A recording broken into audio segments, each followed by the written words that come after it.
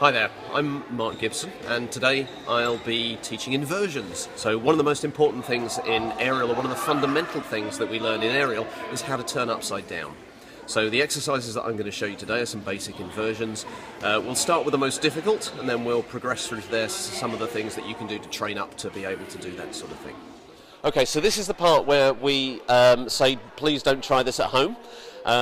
This exercise is probably best not done on a chin-up bar in your home, principally because you're turning upside down and you don't normally have a suitable crash mat in your house to land on. So definitely not to be using things like mattresses or cushions for something like that. So you want a proper crash mat, and hopefully, if it's your first time of trying something like this, you should definitely be doing it under the guidance of an instructor. If you want to try this in a controlled and supervised environment, try it in one of our classes.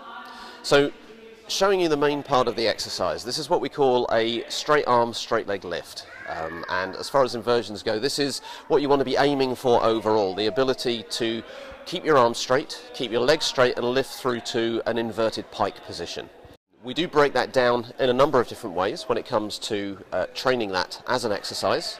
The first of those is just the straight leg lift, where we're starting from a dead hang and we're lifting the legs up as high as we can get them go.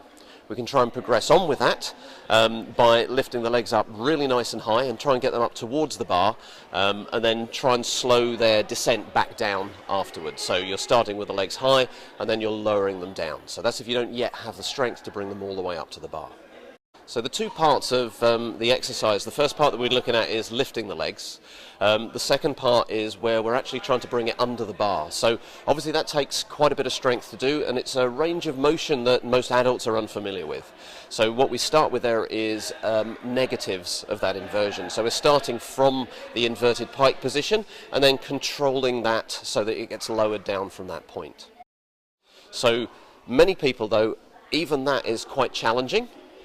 So what we also tend to do is to start with what we call mini kittens, which is keeping ourselves in a nice tucked position where we're holding that tuck and then lowering the feet down at the front, and over a period of time increasing that range of motion. So ultimately we're able to tie the two things together. You get stronger from doing the mini kittens and the negative parts of the action. You get stronger at doing the leg lifts until you can join the two together, and then you can lift straight up from a dead hang all the way through to pike. If you want to take that even further, then there's an exercise where we can lift that all the way through to the position we call skinning the cat. And you can lift the legs up the front, go through the inverted pike, and down the other side to skinning the cat position, and then being able to pull it out afterwards.